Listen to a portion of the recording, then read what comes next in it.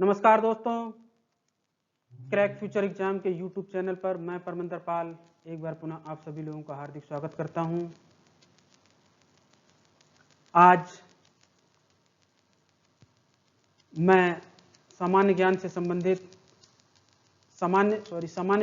संबंधित 25 महत्वपूर्ण question MCQ के रूप में लेकर के आप लोगों के बीच में आया हूं।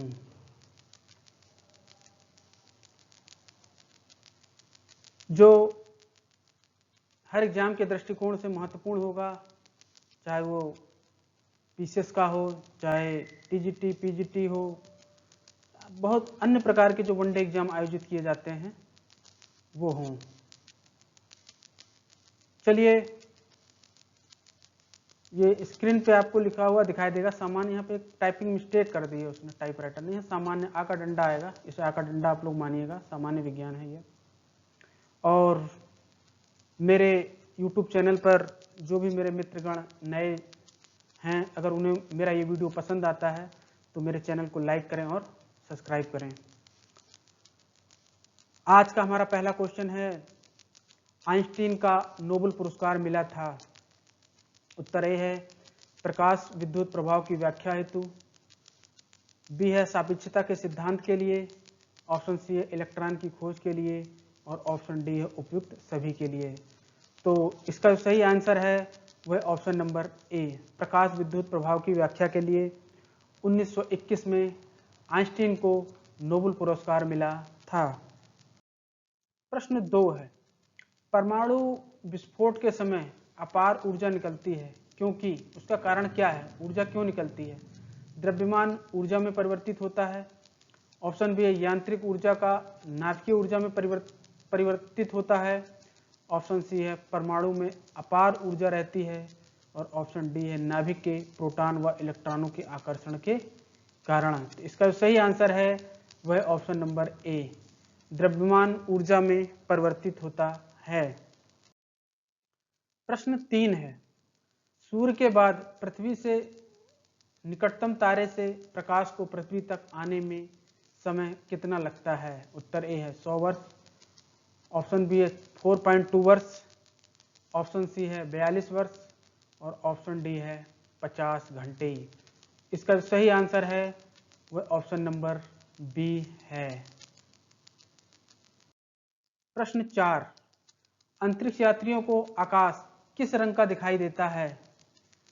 उत्तर ए है सफेद, ऑप्शन बी है पीला, ऑप्शन सी है नीला और ऑप्शन डी है काला। तो इसका सही आंसर है वह ऑप्शन नंबर डी, काला। जो अंतरिक्ष यात्री हैं उनको आकाश काला दिखाई देता है, क्योंकि अंतरिक्ष यात्रियों को आकाश काला इसलिए दिखाई देता है क्योंकि वहां पर कोई भी वायुमंडल नहीं है।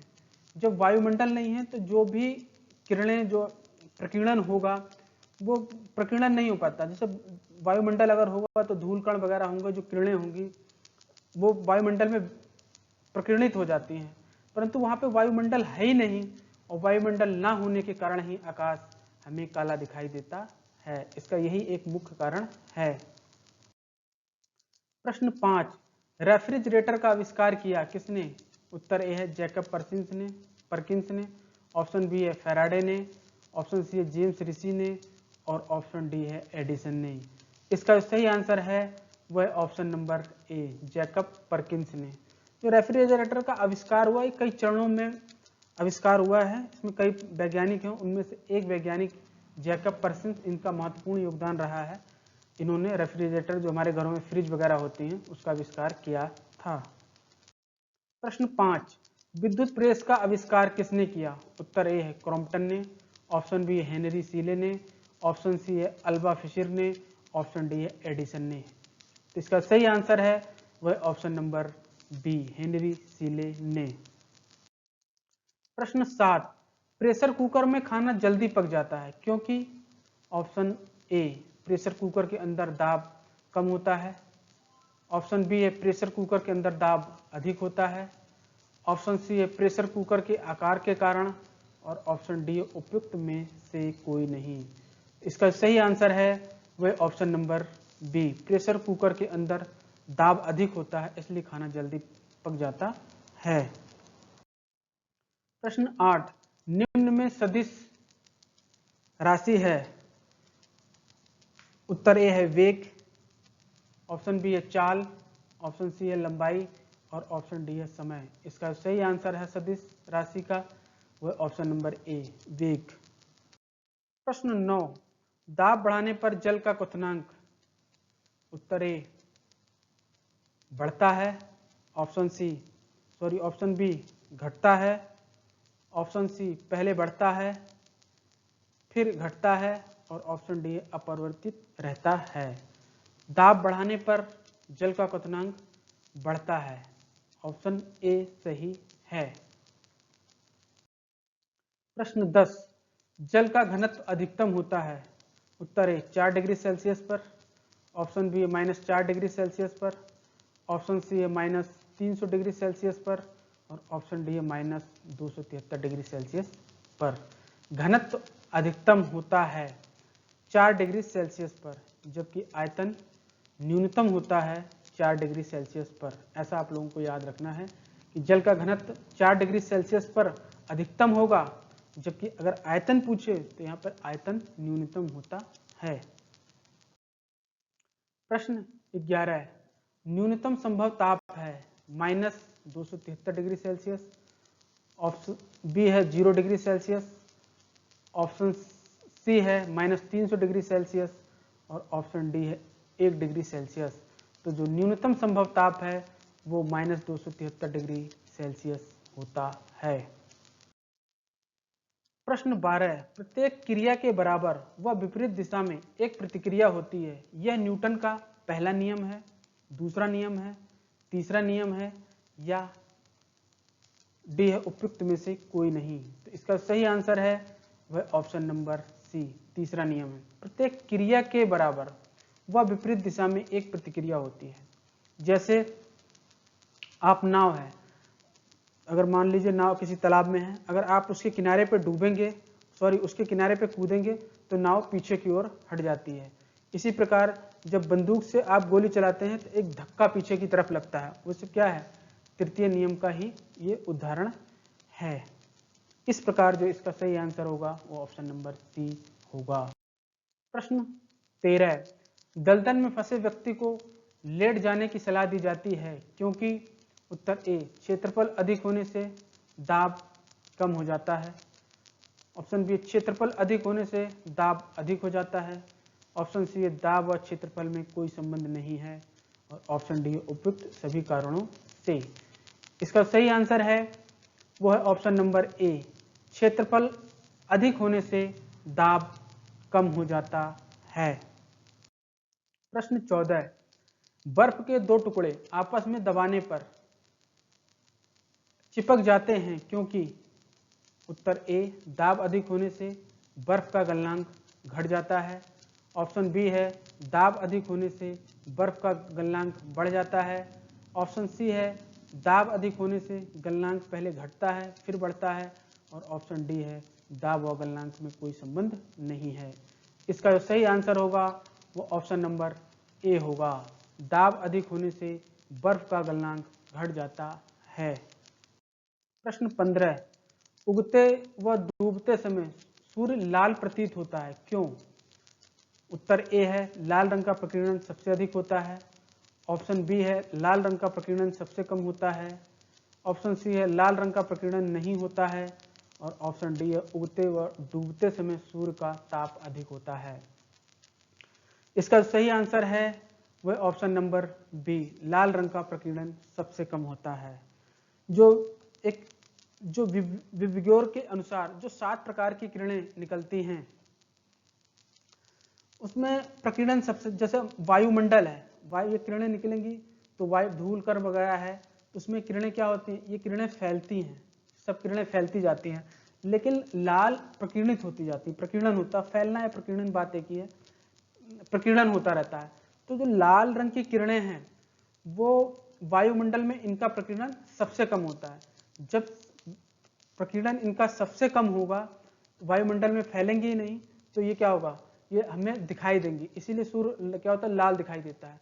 आप लोगों ने देखा होगा ट्रेन आती है उसके लिए जो है लाल रंग का सिग्नल वगैरह दिखाया जाता है कि उसे दूर से ही वो सिग्नल देख ले, लाल रंग का खतरे का निशान। क्यों? क्योंकि जो लाल रंग है उसका प्रकीर्णन ही नहीं होता है, इसीलिए इस प्रकार के रंगों का प्रयोग किया जाता है। इस प्रकार जो इसका सही आंसर है वह ऑप्शन नंबर बी। प्रश्न 16, समुद्र की गहराई नापने के लिए प्रयुक्त उपकरण है। उत्तर है अल्टीमीटर, ऑप्शन बी है फेदोमीटर, ऑप्शन सी है फराडे और ऑप्शन डी है पायरोमीटर। इसका सही आंसर है वह ऑप्शन नंबर बी, फेदोमीटर। प्रश्न 17, कंप्यूटर की आईसी चिप बनी होती है सिलिकॉन की, मैडम क्यूरी की, फैराडे की और ऑप्शन डी एडिसन की। इसका सही आंसर है वो है ऑप्शन नंबर ए, सिलिकॉन की। और सिलिकॉन सिटी भारत में बेंगलोर को कहा जाता है। रेडियोक्टिवता क्या होते हैं? प्रकृति में स्वयं ही उत्सर्जित होते रहते हैं, इन्हीं को रेडियोक्टिवता कहा जाता है। और इसकी खोज हेनरी बेकेरल ने की थी। एक ही मात्रा आएगी, बेकेरल होगा यहाँ पे। प्रश्न 19, 1.5 मीटर लंबे व्यक्ति को अपना संपूर्ण शरीर देखने के लिए आवश्यक दर्पण की न्यूनतम लंबाई होगी। उत्तर ए है 1.5 मीटर आएगा यहाँ पे, बी है 0.75 मीटर, ऑप्शन सी है 3 मीटर और ऑप्शन डी है 2 मीटर। इसका सही आंसर होगा वो होगा ऑप्शन नंबर बी, 0.75 मीटर। अगर किसी भी व्यक्ति को अपना शरीर देखना है तो अपना शरीर देखने के लिए उसे अपने आधी लंबाई के शीशे की आवश्यकता होती है। प्रश्न 20 है, यदि कोई मनुष्य समतल दर्पण की ओर, और जो घरों वगैरह में शीशा होता है जिसमें हम अपना चेहरा देखते हैं वो समतल दर्पण होता है, 4 मीटर प्रति सेकंड की चाल से आ रहा है। अगर समतल दर्पण हमने कहीं लगा रखा है और दूर से आप समतल दर्पण की तरफ आते रहिए तो क्या होगा? तो दर्पण से मनुष्य का प्रतिबिंब किस चाल से आता हुआ प्रतीत होगा? उत्तर ए है 3 मीटर प्रति सेकंड, ऑप्शन बी है 4 मीटर प्रति सेकंड, ऑप्शन सी है 2 मीटर प्रति सेकंड और ऑप्शन डी है 8 मीटर प्रति सेकंड। तो इसका सही आंसर होगा वो ऑप्शन नंबर डी होगा, 8 मीटर प्रति सेकंड, मतलब कि दुगनी चाल से उसे आता हुआ प्रतीत होगा। प्रश्न 21, कारों ट्रकों में ड्राइवर की सीट के बगल में लगा होता है। उत्तर ए उत्तल दर्पण, ऑप्शन बी अवतल दर्पण, ये मात्रा पे आएगी, सी है समतल दर्पण और ऑप्शन डी है कोई नहीं। इसका सही आंसर है वह ऑप्शन नंबर ए, बाइकों वगैरह में भी यही लगा रहता है, जो बगल में जो मिरर लगे रहते हैं पीछे से आने के लिए कि पीछे से कौन आ रहा देखते हैं, उसमें उत्तल दर्पण का ही प्रयोग किया जाता है। इस प्रकार जो इसका सही आंसर होगा वो उत्तर नंबर ए होगा। प्रश्न 22, घरों में विद्युत की पूर्ति 220 वोल्ट पर की जाती है। 220 वोल्ट प्रदर्शित करता है प्रभावी वोल्टेज, औसत वोल्टेज, ऑप्शन सी शीर्ष वोल्टेज और ऑप्शन डी है स्थिर वोल्टेज। इसका सही आंसर होगा वो होगा ऑप्शन नंबर बी, औसत वोल्टेज। प्रश्न 23, परमाणु के नाभिक में होते हैं क्या होते हैं? प्रोटॉन व न्यूट्रॉन, ऑप्शन बी है प्रोटॉन व इलेक्ट्रॉन, ऑप्शन सी है न्यूट्रॉन व इलेक्ट्रॉन और ऑप्शन डी है सिर्फ इलेक्ट्रॉन। तो परमाणु के नाभिक में प्रोटॉन व न्यूट्रॉन होते हैं, जो नाभिक होता है, और उसके चारों तरफ चक्कर इलेक्ट्रॉन के द्वारा लगाया जाता है। अगर एक नाभिक बना दिया जाए, ये नाभिक है, ये नाभिक मान लीजिए ये नाभिक है, तो इसके अंदर प्रोटॉन और न्यूट्रॉन होंगे और इलेक्ट्रॉन इसके चारों ओर चक्कर लगा रहे होंगे। प्रश्न 24, एम्पियर मात्रक है। उत्तर है प्रोटॉन व न्यूट्रॉन का, ऑप्शन बी है विद्युत आवेश का, ऑप्शन सी है विद्युत धारा का और ऑप्शन डी है चुंबकीय क्षेत्र का। इसका सही आंसर होगा वो ऑप्शन नंबर सी होगा, विद्युत धारा का। 25वां आज का अंतिम क्वेश्चन है 25वां, विद्युत परिपथ में फ्यूज का कार्य होता है। उत्तर है विद्युत धारा को कम ज्यादा करना, ऑप्शन बी है विद्युत परिपथ की रक्षा करता है, ऑप्शन सी है विभवांतर को नियंत्रित करता है और ऑप्शन डी है उपयुक्त सभी। इसका सही आंसर होगा वो होगा ऑप्शन नंबर बी, विद्युत परिपथ की रक्षा करता है। ये 25 महत्वपूर्ण क्वेश्चन थे जो साइंस का दायरा भी हर एग्जाम में बढ़ता जा रहा है। इसको आप लोग बार बार चला करके वीडियो अपना रिवाइज कर सकते हैं। रिवाइज करते रहिए, रिवाइज करते करते धीरे धीरे ये तैयार हो जाएगा। अगर आप लोगों को मेरा वीडियो पसंद आए तो मेरे चैनल को लाइक करें, सब्सक्राइब करें और मेरे इस वीडियो को आप लोग अपने ग्रुप में भी भेज सकते हैं। Thank you so much.